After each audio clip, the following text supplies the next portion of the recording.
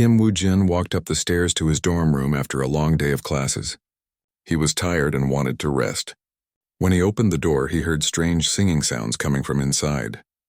The sounds were very high and musical, almost like whale songs he had heard in documentaries. He walked into the room and saw something amazing. A tall, blue-skinned creature with smooth skin like a dolphin was standing next to his small potted plants on the windowsill. The creature had large, kind eyes and glowing spots on its arms and face.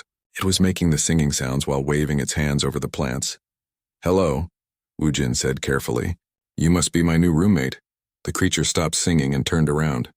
It smiled with a mouth full of small, pointed teeth. "Yes, I am Veltar from the Cetacean Empire. You are Kim Woo-jin, correct?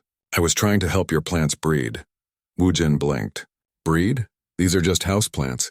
They don't really breed like that." Veltar looked confused. "But all life must breed to continue. On my world, we sing to everything to help it find its mate." "I thought your plants looked lonely." Woo-jin put down his backpack and walked closer. The plants did look different somehow. Their leaves seemed brighter and they stood up straighter. "What exactly were you doing?" "I was using my people's breeding songs," Veltar explained. "We use special sounds to help all living things find harmony and create new life. I thought this would help your earth plants too." Woo-jin sat down on his bed. This was going to be interesting. He had signed up to have an alien roommate as part of the university's new exchange program, but he had not expected this. The information packet had said Veltar was here to study human agriculture and breeding techniques. "Veltar, can you tell me why you came to Earth?" Woo-jin asked. The alien sat down on his own bed across the room. His skin glowed softly in the evening light. "My people sent me to learn about human breeding programs. We heard that humans are very good at making strong plants and animals, but everything I read about human breeding was very confusing." "What was confusing about it?" Veltar picked up a tablet from his desk. The writing on it was in symbols that looked like flowing water. "Humans write about selecting mates based on genes and traits. You keep records and plan everything. On my world, we just sing and let nature decide. When two of my people want to create offspring, they swim together and sing until their souls connect." Woo-jin nodded. This was starting to make sense. "I study agricultural science. Human breeding programs are different from what your people do. We breed plants and animals to make them stronger or more useful, like growing corn that can survive in dry weather, or chickens that lay more eggs." "You control which plants and animals have babies?" Veltar asked, his large eyes growing even wider. "In a way, yes. We choose which ones to breed based on good traits. It helps us grow more food and take better care of animals." Veltar was quiet for a moment, thinking. This is very different from cetacean ways. We believe all offspring are gifts from the ocean spirits. We never choose who breeds with whom. Woo-jin could see why this would be confusing. "Would you like me to show you how human breeding programs work? Tomorrow I have classes at the agricultural center. You could come with me." Veltar's skin glowed brighter with excitement. "Yes, I want to learn everything about human breeding. Maybe I can also show you some cetacean techniques." That evening, they ate dinner together. Veltar had brought special food from his ship that looked like colorful seaweed. It tasted like the ocean but was surprisingly good. Woo-jin shared his rice and vegetables with his new roommate. "Tell me about your people," Woo-jin said as they ate. Veltar's eyes became distant as he remembered home. "We live in great cities under the ocean. Our buildings are grown from coral that we sing into shape. When we want to create new life, whether it is children, food, or homes, we use harmony and song. Everything connects through vibration and music." "That sounds beautiful," Woo-jin said. "Very different from human cities." "Yes, but I think human ways might be useful too. Your plants responded well to my songs today. Maybe we can combine our methods." After dinner, Veltar showed Woo-jin more of his techniques. He sang to the plants again, this time explaining what he was doing. The sounds were so high that Woo-jin could barely hear them, but he felt something in his chest responding to the vibrations. "Each plant has its own frequency," Veltar explained. "I listen for what they need and sing it back to them. This one wants more sunlight energy. This one needs nutrients. This small one is lonely and wants to connect with the others." Woo-jin watched in amazement as the plants seemed to move slightly toward each other as Veltar sang. "This is incredible. I have never seen anything like this, and I have never seen humans plan breeding so carefully," Veltar replied. "Your species thinks many steps ahead. Mine lives in the present moment. Perhaps together we can create something new." That night, as they prepared for sleep, Wu Jin felt excited about the days ahead. Having an alien roommate was going to be more interesting than he had imagined. Veltar was clearly intelligent and kind, even if his understanding of human breeding was mixed up. Veltar, Wu Jin said as he turned off the lights. Tomorrow I will introduce you to my study partner, Park So-min. She works with animal breeding programs. I think you will find it very educational. I look forward to learning about human animals, Veltar replied. Do you sing to them too? Wu Jin laughed softly. Not exactly, but maybe we should try it. In the darkness, Veltar's skin continued to glow faintly like a nightlight. Wu Jin found it comforting. As he fell asleep, he could hear his roommate humming very quietly. The sound was peaceful and made him dream of vast oceans and singing whales. The next morning would bring new adventures as Veltar began his real education in human breeding techniques. Neither of them knew yet how much they would learn from each other, or how their friendship would change both of their worlds. The next morning, Wu Jin woke up to the sound of Veltar singing again. This time the alien was in the small kitchen area, singing to what looked like ordinary eggs from the refrigerator. Good morning, Veltar, Wu Jin said, rubbing his eyes. What are you doing with those eggs? Veltar looked up with excitement. I am trying to encourage them to hatch, but they do not respond to my songs. Are human eggs different from cetacean eggs? Wu Jin could not help but smile. Those are chicken eggs from the store. They will never hatch because they were not fertilized. The chickens that laid them never mated with male chickens. Veltar looked disappointed. Oh, I thought all eggs could become babies if given the right encouragement. Come on, Wu Jin said, getting dressed. Let me show you how human-animal breeding really works. We are going to the university farm today. After breakfast, they walked across the campus to the agricultural center. The morning air was fresh and cool. Veltar looked around with wonder at all the human students walking to classes. Your people move so quickly on land, Veltar observed. In the ocean, we glide smoothly through the water. This walking seems very difficult. You are doing fine, Wu Jin assured him. You will get used to it. They arrived at a large building surrounded by fields and animal pens. Wu Jin led Veltar inside where they met Park So-min. She was a cheerful young woman with short black hair who was checking on some baby chicks in a warm enclosure. So-min, this is my roommate Veltar, Wu Jin said. He is here to learn about human breeding programs. So-min looked up and her eyes widened when she saw the alien. Wow, you are the cetacean exchange student. I read about your people in my xenobiology class. Welcome to Earth. Veltar bowed politely. Thank you, Park So-min. I am eager to learn about human-animal breeding. Wu Jin tells me you work with chickens. That is right, So-min said proudly. I am working on a project to breed chickens that are resistant to common diseases. Would you like to see how we do it? She led them through the facility, showing them different groups of chickens. Some were large and white, others were smaller and brown. Each group was kept separate in different pens. We choose parent chickens based on specific traits, So-min explained. These large white hens lay many eggs. These brown ones are very healthy and rarely get sick.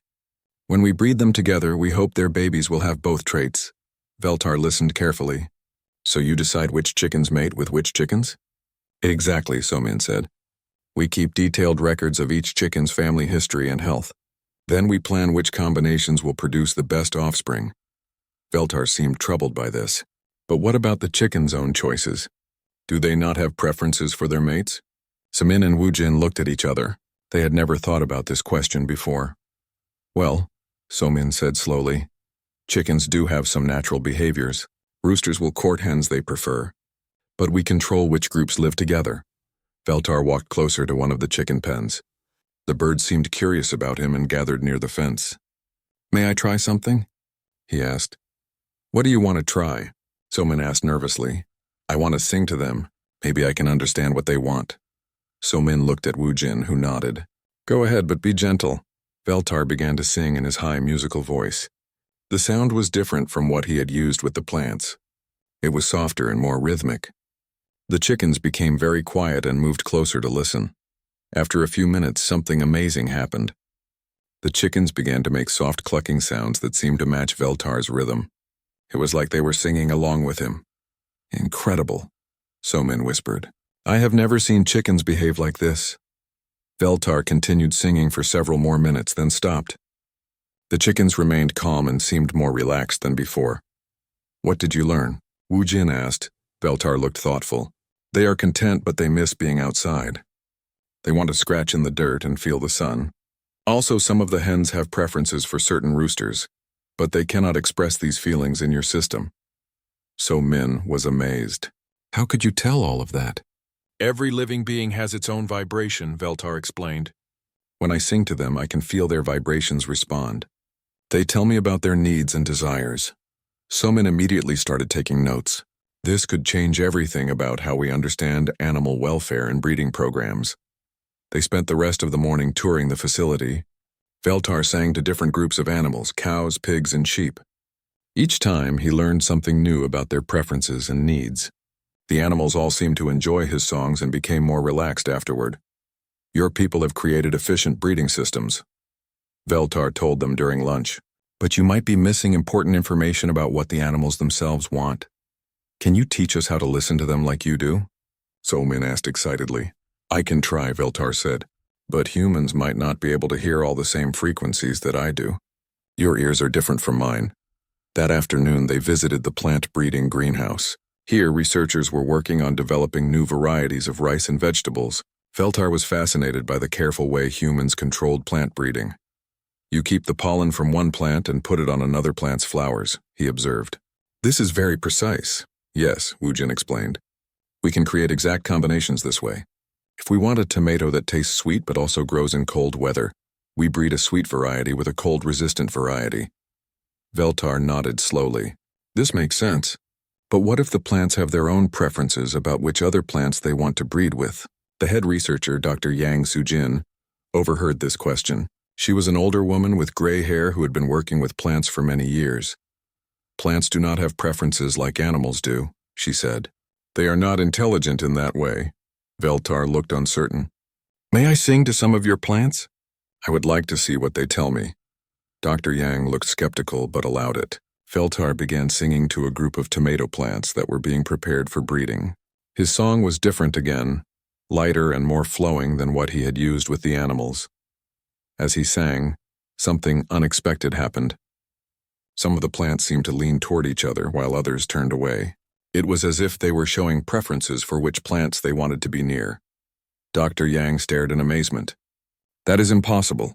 Plants do not move like that unless they are following sunlight or water. Perhaps plants are more aware than humans realize, Veltar suggested gently. On my world, we believe all living things have some form of consciousness. By the end of the day, So-Min and Woojin were full of new ideas.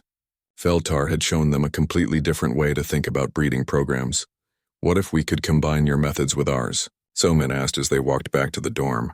We could use human planning and record-keeping, but also listen to what the plants and animals actually want. Veltar's skin glowed with excitement. Yes, that could create much better results than either method alone. But how would we convince other humans that this could work? Woojin wondered. We would need to prove it, So-Min said. We could design an experiment that shows the benefits of combining both approaches. As they reached the dormitory, all three of them were excited about the possibilities. Veltar had learned that human breeding programs were more complex than he had thought. While the humans had discovered that there might be much more to learn about what plants and animals actually wanted, the adventure was just beginning. 3 weeks had passed since Veltar first visited the agricultural center. During this time, he had been spending every day learning about human breeding techniques while teaching Woojin and So-Min about cetacean harmonic methods. Their friendship had grown stronger, and they had begun working on something special together. I have an idea, Veltar announced one morning as they sat in the dormitory room. His skin was glowing brighter than usual, which Woojin had learned meant he was excited. What if we try to breed a plant that can grow in salt water?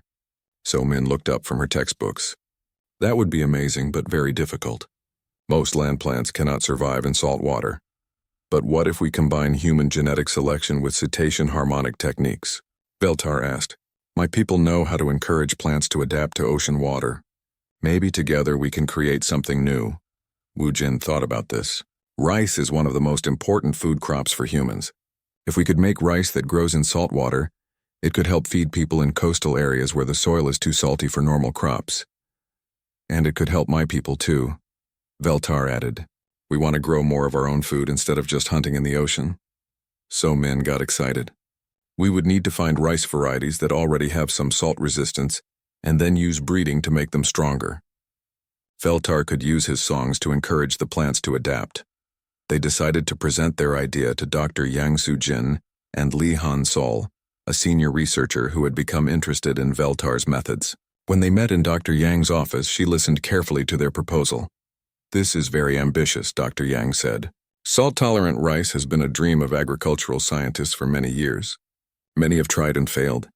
Lee Han-sol, a tall man with kind eyes, leaned forward. "But we have never tried combining human and alien techniques before." "It might be possible." Dr. Yang looked concerned. "Even if we succeed, there could be problems. Some people are afraid of alien influence on our food supply. They might not trust rice that was bred using cetacean methods." "What if we could prove that it is safe and beneficial?" Wu Jin asked. "We could do careful testing and show all our results." "There is another problem," Dr. Yang continued. "Some of my colleagues think that alien breeding methods are not scientific enough. They want everything to be measured and controlled." Veltar's skin dimmed slightly. "Do they think cetacean methods are not good?" "Not exactly," Lee Han-sol said kindly. "But human scientists like to understand exactly how things work. Your harmonic techniques are difficult for us to measure and study. I can teach you to measure the vibrations," Veltar offered. "My people have instruments that detect the frequencies we use. I brought some with me from my ship." This got Dr. Yang's attention. "You have scientific instruments?" "Of course," Veltar said, sounding a little hurt. "My people are scientists too. We just use different methods than humans," Dr. Yang apologized. "You are right.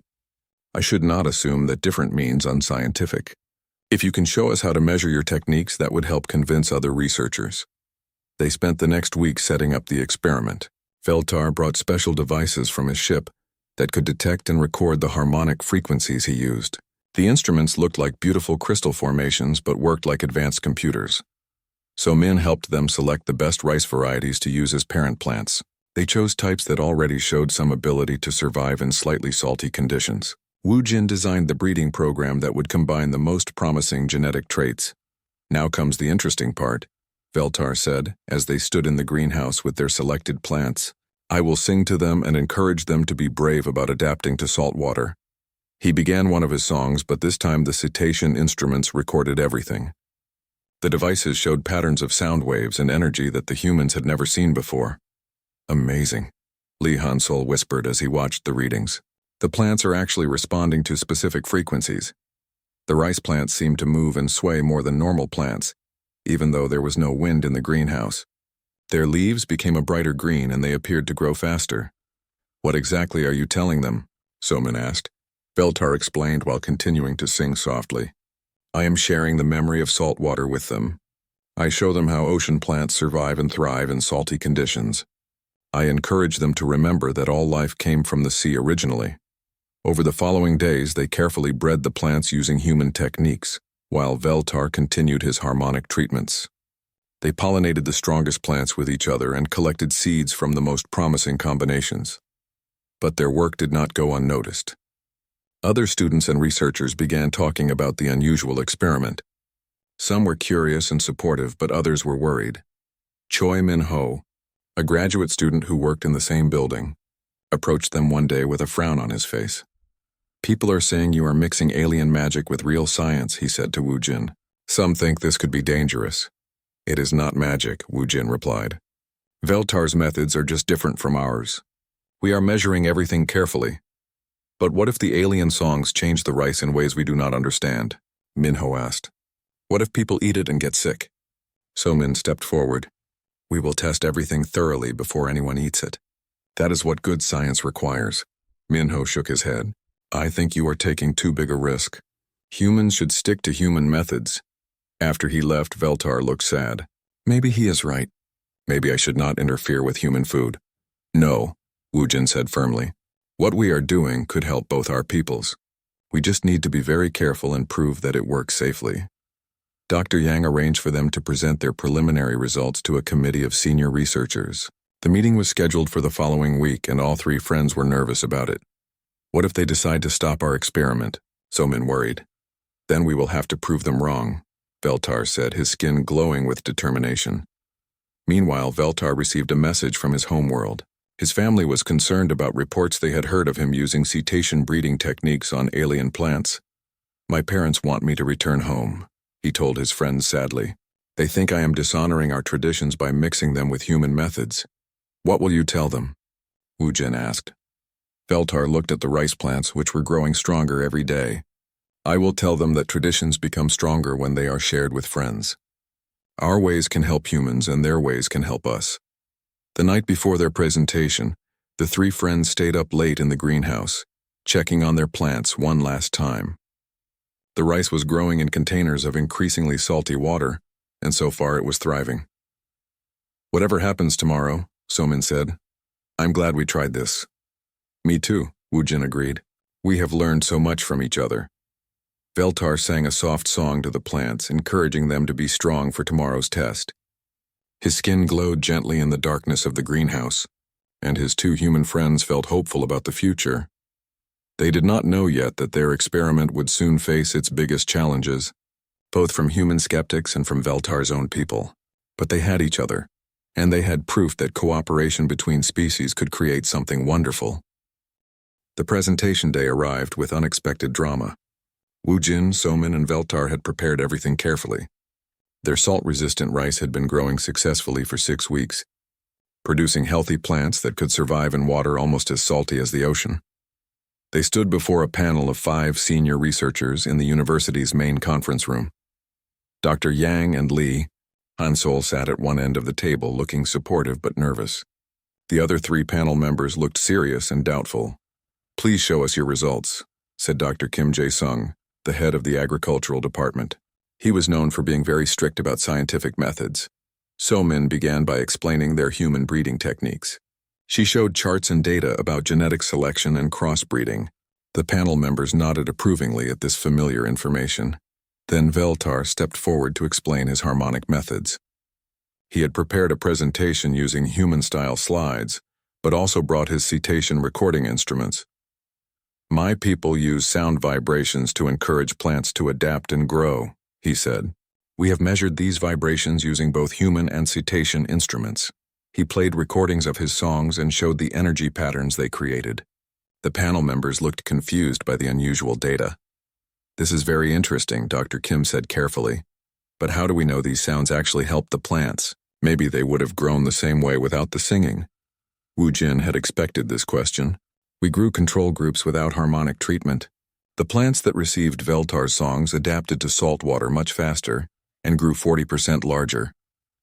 Dr. Park Min-jung, another panel member, frowned. "But we do not understand how these alien sounds work. How can we be sure they are safe?" Before Veltar could answer, the conference room door opened. 2 people in military uniforms entered without being invited. Behind them came a stern-looking woman in a government suit. "I am Director Li from the Department of Agricultural Security," the woman announced. "We need to speak with you about this alien breeding program." Dr. Kim looked annoyed. "This is a closed academic meeting. You cannot just walk in here."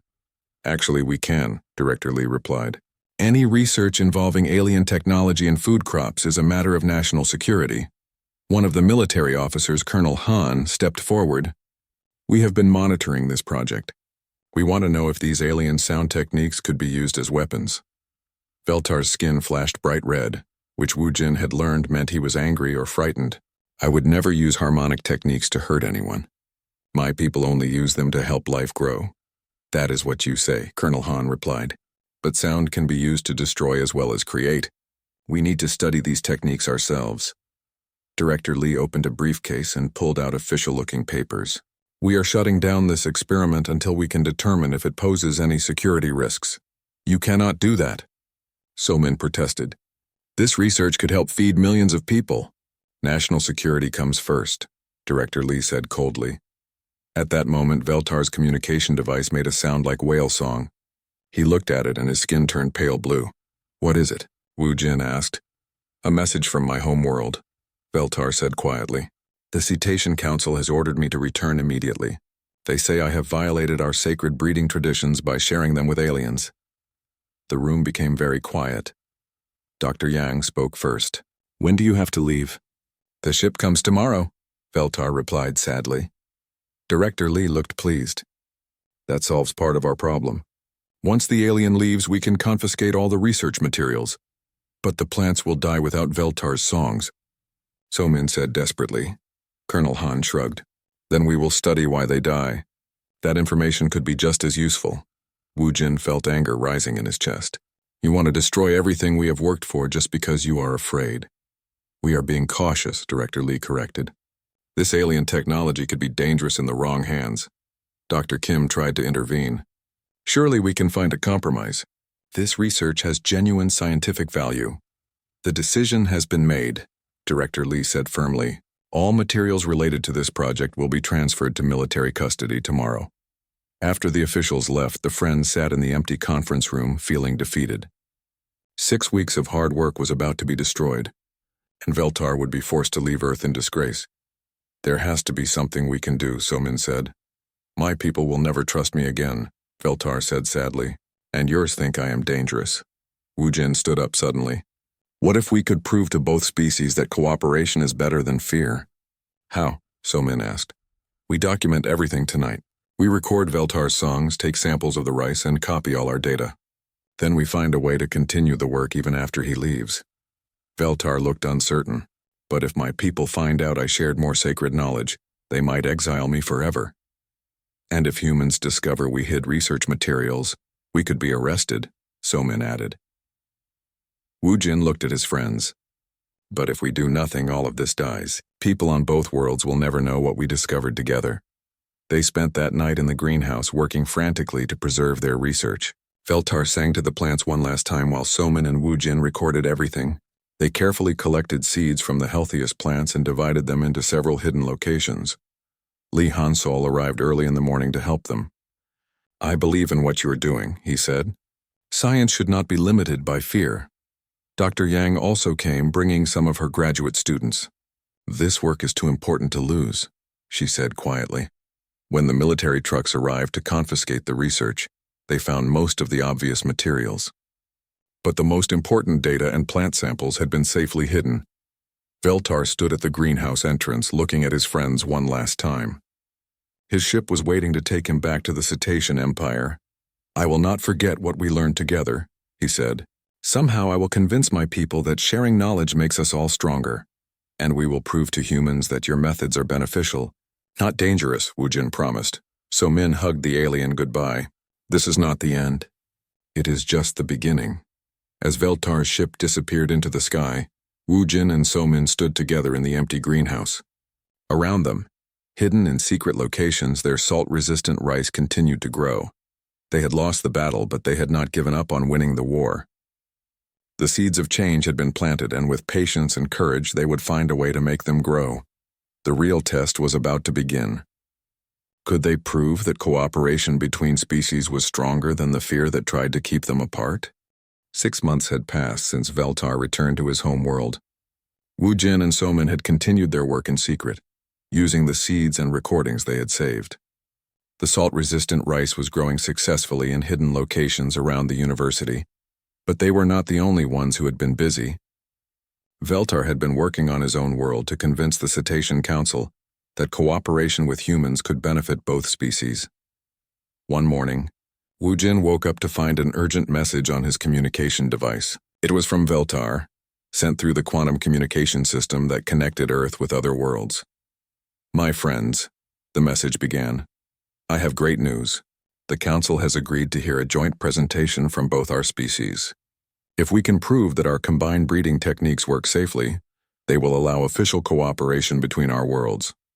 So-Min was just as excited when Wu Jin shared the news with her. This is our chance to show everyone what we have accomplished. Dr. Yang arranged for a special presentation that would be broadcast to both Earth and the Cetacean Empire. Representatives from both governments would attend, including some of the same officials who had tried to shut down their work. The presentation was scheduled for the following week. Wu Jin, So-Min, and their supporters worked day and night to prepare everything.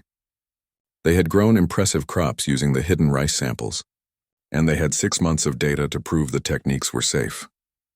On the day of the presentation, the university's largest auditorium was filled with people. Scientists, government officials, and curious students all came to see what would happen. Large screens showed the Cetacean Council chambers, where Veltar and his people were gathered under the ocean. Wu Jin stepped up to speak first. 6 months ago, we began an experiment in cooperation. Today we want to show you what we discovered when two species work together instead of apart. He presented their results clearly and simply. The salt-resistant rice had grown successfully in various conditions. It produced more food than normal rice and could grow in places where other crops failed. Most importantly, extensive testing had shown it was completely safe to eat. So Min followed by explaining how they had learned to measure and understand Veltar's harmonic techniques. We discovered that these sounds encourage plants to express helpful genes that are already inside them. Nothing foreign is added. The plants just become the best versions of themselves. Then it was Veltar's turn to speak from his underwater city. His image appeared on the large screens, with bioluminescent coral formations glowing behind him. My people have always believed that life is meant to be shared and nurtured, he said. Working with humans has shown us that our ancient wisdom becomes stronger when combined with human knowledge and planning. He sang one of his harmonic songs, and the sound was transmitted to Earth through the quantum communication system. In the auditorium, people could hear the beautiful whale-like music that had helped create their breakthrough. This song tells plants to remember their connection to the ocean, Veltar explained. All life began in the sea, so this memory is already inside every living thing. We just help them remember. Director Lee from the Agricultural Security Department stood up to ask questions. How can we be sure these techniques will not be misused? Sound can be a weapon as well as a tool. Veltar's skin glowed softly as he answered. Any knowledge can be misused if people choose to do harm. But that is not a reason to avoid learning. It is a reason to learn together, so we can guide each other toward good choices. Colonel Han asked about military applications. Could these sounds be used to damage enemy crops? They could, Veltar admitted honestly, but they are much more powerful when used to help crops grow. Destruction is easy. Creation requires skill and patience. We prefer to teach creation. From the cetacean side, an elder named Kethara asked difficult questions about tradition. How do we know that sharing our sacred knowledge will not weaken our connection to the ocean spirits? Veltar swam closer to the communication device. Honored Elder, our traditions teach us that the ocean connects all life. Humans are part of that life. When we help them grow food, we honor the ocean's gift of abundance. The questioning continued for 2 hours. Both species asked about safety, security, and cultural concerns. Wu Jin and So Min answered every question with data and evidence. Veltar spoke with wisdom and patience about the benefits of cooperation. Finally, Dr. Kim Jae-sung asked the most important question of all. What do you propose we do next? Wu Jin looked at his friends on both worlds. We propose creating the first interspecies agricultural institute. Humans and cetaceans would work together to develop new techniques that neither species could create alone. Our rice project is just the beginning, So Min added. We could develop crops that grow in space or help ocean plants that are dying from pollution, or create food that provides better nutrition for both our peoples. Veltar spoke from his underwater chamber. My people offer to share our harmonic knowledge freely, in exchange for human planning and record-keeping methods. Together, we can solve problems that have troubled both our worlds. The representatives from both governments spoke quietly among themselves for several minutes. Then Director Lee stood up to announce their decision. The Earth government approves the creation of a joint research institute, she said, but we want careful monitoring of all activities and regular safety reports. Elder Kethara spoke for the cetaceans. The Council agrees to share our knowledge with the condition that it must always be used to nurture life, never to harm it. The auditorium erupted in cheers from the human audience. On the screens, they could see cetaceans celebrating in their own way, with displays of beautiful colored lights under the water. 3 months later, the Interspecies Agricultural Institute opened its doors. Veltar returned to Earth as the first cetacean director, working alongside Wu Jin and So Min as co-directors. The Institute's first project was to expand their salt-resistant rice program. They also began working on crops that could grow on Mars, ocean plants that could clean polluted water, and fruit trees that could survive in harsh desert conditions. But the most important work happened in the education center. Human children learned to listen to plants using simplified versions of cetacean techniques. Young cetaceans studied human genetics and planning methods through holographic lessons. Kang Ji-woo, one of Dr. Yang's former students, became the institute's head of documentation.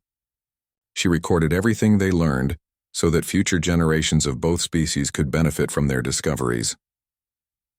1 year after the institute opened, Wu Jin stood in the main greenhouse watching a group of human and cetacean children working together. They were singing to tomato plants while carefully recording which songs worked best. "Do you remember when you first tried to breed houseplants?" Somin asked, joining him by the window. Wu Jin laughed. Veltar thought he could make them find mates by singing to them. He was not completely wrong, Veltar said, approaching with his skin glowing warmly. He just needed to learn human methods too. The three friends watched as their students discovered the joy of cooperation. The children did not see any difference between human and cetacean techniques. To them, it was all just science that helped plants grow better. "What should we work on next?" Somin asked. Veltar looked thoughtful. "I received a message from the Andromedan Trade Federation. They want to learn about our breeding techniques. Apparently they have heard about our success with salt-resistant rice. More aliens want to join our program?" Wu Jin asked excitedly. "It seems that cooperation is contagious," Veltar replied. "Once beings see what is possible when different species work together, they want to be part of it too." Somin smiled as she watched a human child successfully encourage a plant to grow using harmonic vibrations. Maybe that is the most important thing we bred. Not just better crops, but better understanding between all living beings.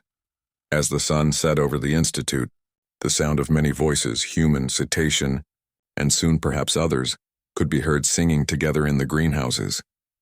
They were creating something that had never existed before, a truly universal language of life and growth, the breeding program that had started with one confused alien trying to help houseplants find mates had become something much greater, proof that the best way to nurture life is to nurture friendship between all those who share the universe.